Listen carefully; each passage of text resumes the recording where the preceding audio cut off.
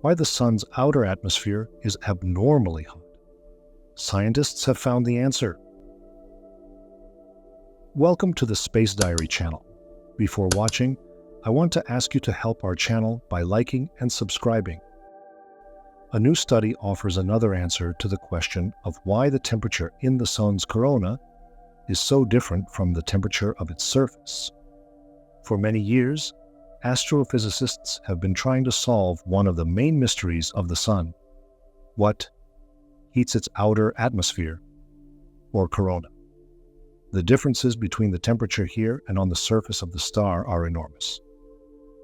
A study published in the journal Nature Communications provides one answer to this question, although it does not completely solve the long-standing mystery. The part of the Sun visible to us, the so-called surface of the star, or photosphere, has a temperature of about 5,500 degrees Celsius. But the uppermost part of the star's atmosphere, although farther away from the Sun's core, has 1,000 times higher temperature. Scientists already know that it reaches a level from 1 to 2 million degrees Celsius, but sometimes it can be incredibly hot, 40 million degrees Celsius. In the Sun's corona, which consists of hot plasma, phenomena that affect space weather such as solar flares appear. Scientists still don't know for sure why the upper part of the Sun's atmosphere is so hot and what heats it up. But the authors of a new study offer an explanation that may bring us closer to an accurate understanding of the mystery. Scientists used data from the Solar Orbiter spacecraft to study the oscillations of coronal loops.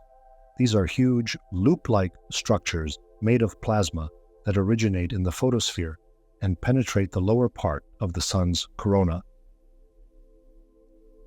These wave-like oscillations, as scientists have suggested, can take energy and therefore heat into the corona, which contributes to its heating.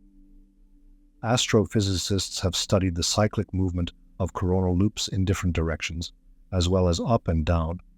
The scientists found that almost all oscillations occur in the same direction. According to the authors of the study, this means that huge plasma flows can actually transfer large amounts of energy and heat from the surface of the Sun to the corona.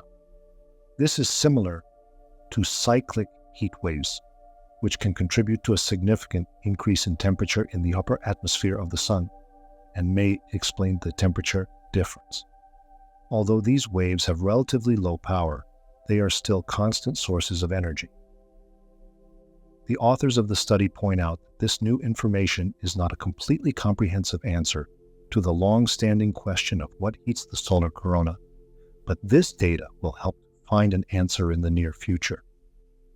Was this video interesting for you? Please share your opinion in the comments below. Thank you for watching, and see you tomorrow for more interesting videos.